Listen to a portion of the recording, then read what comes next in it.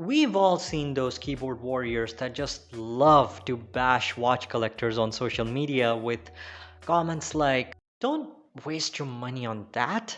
Those watches don't even have heritage. Why didn't you just save your money for real horology?" You might know the general meaning of history and heritage, but let me explain what is watch heritage and is it really important? Does it have any impact on factors such as design or price of a watch? And are all new watch brands crap?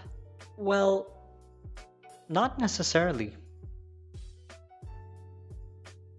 When it comes to the watch industry, heritage can explain a lot of things, from the origin of the brand all the way up to the achievements and the evolution. Now, the first question is heritage even important when it comes to watch collecting? Why do I need to care about the history and the origin of my watch? A lot of times, watch brands will use the heritage to replicate or reissue their heritage models. You see that all the time with brands like Rolex. I mean, if you've been watching the evolution of Rolex models throughout the years, you will realize that not much has changed over the years. And that's kind of true with a lot of watch brands.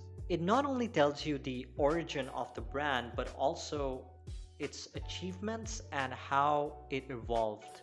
So, fine, history is important, the background, the origin, yeah. But in my personal opinion, what really impacts a watch brand's image is its achievements. Heritage highlights a watch brand's achievements or significant achievements and contributions. Look at Blancpain, the world's oldest watch brand and the world's first professional dive watch with 100 meters of water resistance. Their first Blancpain 50 Fathoms dive watch started at $90 in 1953, and today their reissue models cost $10, $20, $30,000 a piece. Breguet came up with the world's first tourbillon movement. Tourbillon, which, if you don't know, it's a highly complex watch movement part. Basically, its function is to kind of beat gravity in order to achieve maximum accuracy.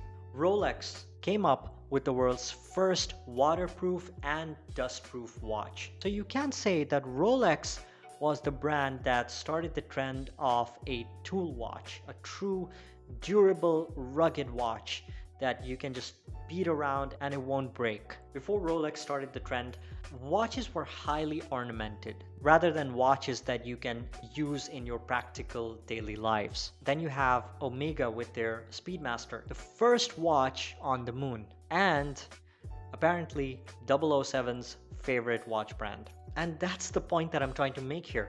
Significant achievements can sometimes become part of heritage. Omega will always be the first watch on the moon. Nobody can take that away from them. So, are all the new watch brands crap? You've got so many newcomers in the watch industry. Richard Mille, that makes race car inspired, highly complicated watches made with high-tech materials. Nomos, a German watch brand that takes its inspiration from Bauhaus architectural design attributes. Grand Seiko, a relatively newer subsidiary of Seiko that came up with the famous spring drive movement, where the second hand sweeps smoother than any automatic or mechanical watch out there. G-Shock, a newer subsidiary of Casio that makes some of the most durable watches in the world. Or even a brand like Ming, which just started out in 2017 by a Malaysian photographer. And trust me on this, Ming has some of the most unique designs that I've seen in the recent years, not to mention that they are using extremely high quality movements and they offer their watches at a wide variety of prices, which is not something that a lot of watch brands do. You even have a lot of new micro brands like Boulder, Formax, Nezumi that offer amazing specifications at amazing prices with great designs, quality movements, and great practicality. So all of these new brands that I've just mentioned show us that innovation in watchmaking can be equally or sometimes even more important than heritage. And again, in my opinion, this is exactly why younger audience are moving away from traditional watch brands and falling into the waste of money traps that are most fashion brands. Sometimes watch brands just overhype their heritage up to such an extent they just ridiculously mark up their prices, or their heritage models overshadow their other pieces, and that's just sad, you know? When you hear of Patek Philippe, you just mostly hear about the Nautilus.